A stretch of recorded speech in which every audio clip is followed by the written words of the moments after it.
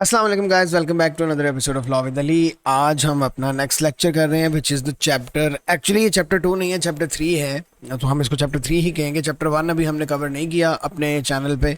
Chapter 1 हम बाद में कवर करेंगे क्योंकि मैंने आपको बताया था कि उसमें से लॉन्ग क्वेश्चंस नहीं आते, ज़्यादातर शॉर्ट क्वेश्चंस ही आते हैं, तो उसको हम उसके चंक्स छोटे छोटे बाद में कवर करेंगे।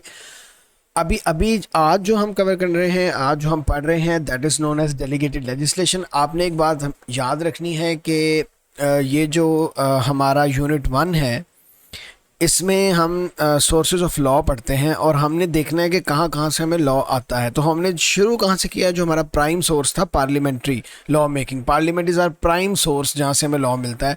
उसके बाद आगे हम चल रहे हैं और आगे हमें अब डेलीगेटेड लेजिस्लेशन पे हम आए हैं। डेलीगेटेड लेजिस्लेशन का क्या मतलब है, आपको पता है कि जो बेसिक मेन लॉ है वो लॉ मेकिंग पार्लियामेंट ही करती है, पार्लियामेंट से ही हमें लॉ मिलता है।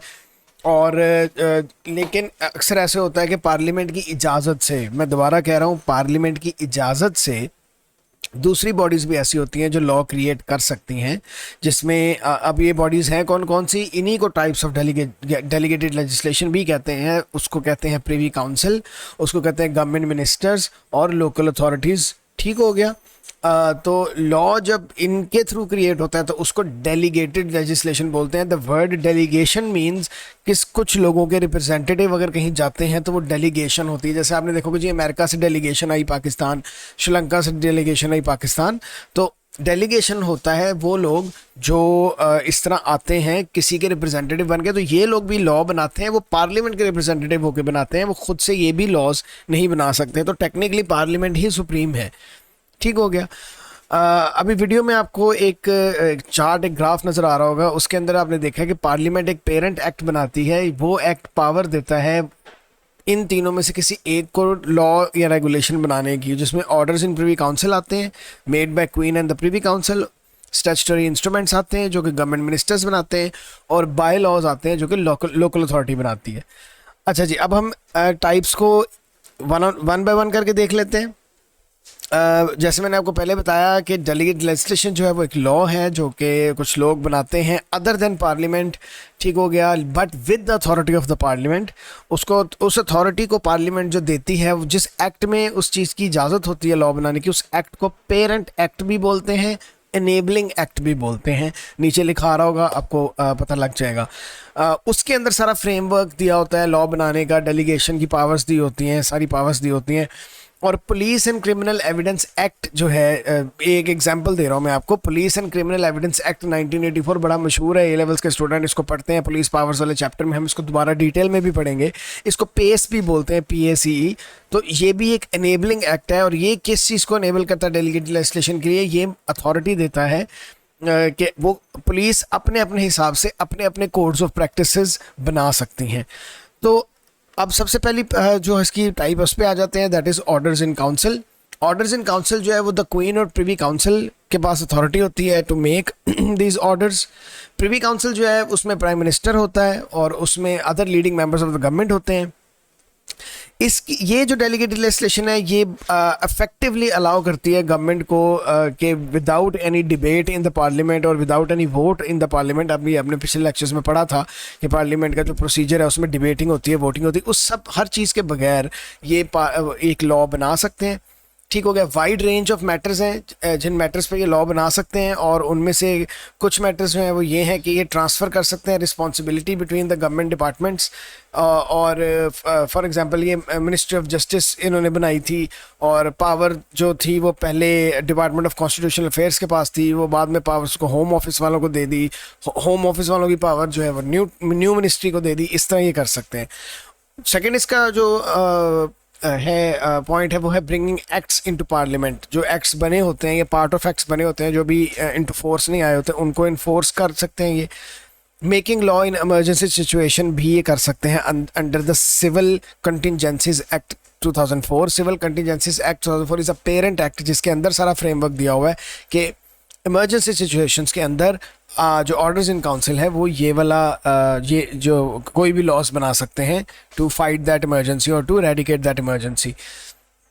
ऑर्डर्स इन काउंसिल जो हैं वो अदर टाइप्स ऑफ लॉ बनाने में भी यूज़ होते हैं, जैसे in 2003 order in council was used to alter the misuse of drugs act 1971।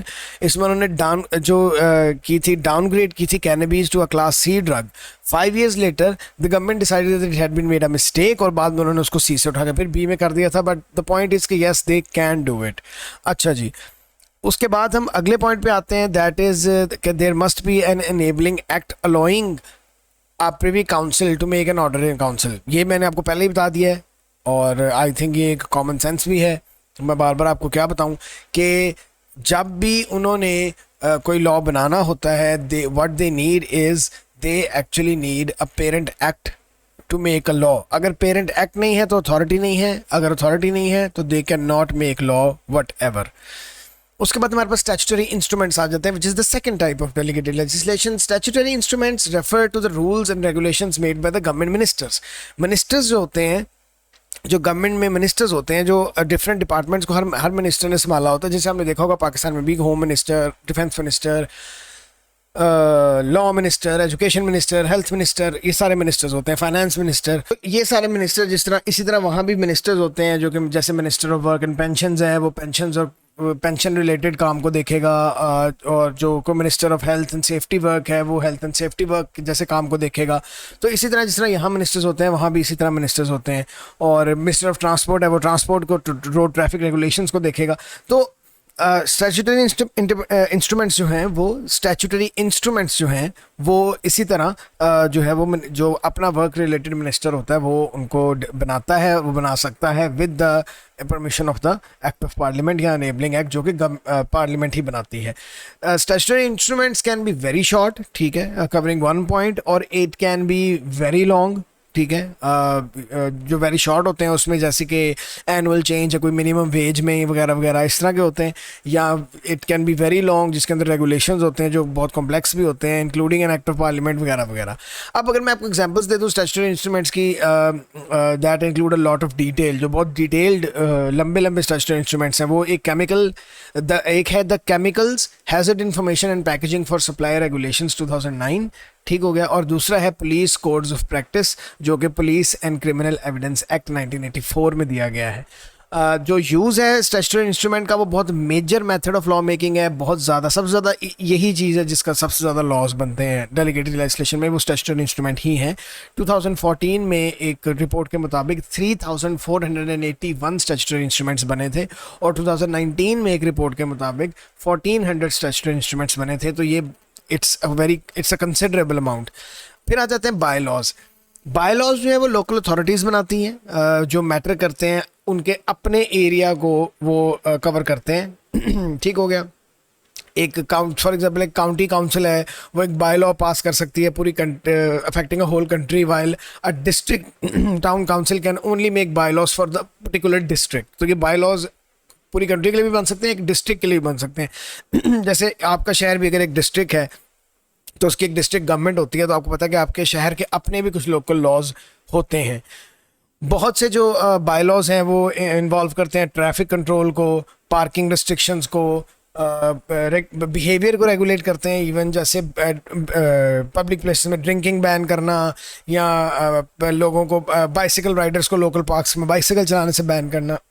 तो बाय लॉज जो हैं वो पब्लिक कॉरपोरेशंस भी बना सकती हैं, सर्टेन कंपनीज भी इवन बना सकती हैं for the matters with in their jurisdiction that involve the public, ठीक हो गया। अब इसका ये मतलब है कि बॉडीज़ जो हैं वो जो लोकल बॉडीज़ हैं वो बाय लॉज बनाती हैं, जो मैंने आपको बताया उन चीज़ों के बारे में। फॉर एग्जांपल अगर मैं आपको कॉरपोरेशन या किसी सर्टेन कंपनी की एग्जांपल दूं तो British airport authority and railway companies जो हैं वो अपने पब्लिक बिहेवियर के बारे में अपने प्रेमिसेस के अराउंड लॉज बना सकती हैं। अगर आप कभी एयरपोर्ट जाएं या कभी एयरपोर्ट गए हों तो आपको पता लगेगा कि they have certain laws, rules and regulations कि आप यहाँ नहीं जा सकते, यहाँ ऐसे नहीं कर सकते, वहाँ ये नहीं कर सकते, वगैरह वगैरह। तो इसके साथ हमारी जो टाइप्स ऑफ डेलीगेटेड लेजिस्लेशन है ये ख़त्म हो जाती हैं। टाइप्स का एक सेपरेट क्वेश्चन आ सकता है, ठीक है। इस चैप्टर से, जैसे ऊपर वाले चैप्टर से हमने 3 पोटेंशियल क्वेश्चन निकाले थे, इस चैप्टर से हम 2 पोटेंशियल क्वेश्चंस निकालते हैं। 1 question is regarding the types of delegated legislation, वो किसी शॉर्ट क्वेश्चन में एक पर्टिकुलर टाइप भी आ सकती है, वो ज़्यादा शॉर्ट क्वेश्चन में सिर्फ टाइप्स के नाम भी आ सकते हैं, और वो लॉन्ग क्वेश्चन के अंदर टाइप्स और उनकी सारी डिटेल भी आ सकती है। जो सेकंड क्वेश्चन इसका बनता है वो the legislative and regulatory reform act का बनता है, और parliamentary controls on delegated legislation का बनता है। और ये दोनों चीज़ें हम अपने अगले लेक्चर्स में कवर करेंगे। Till then bye bye.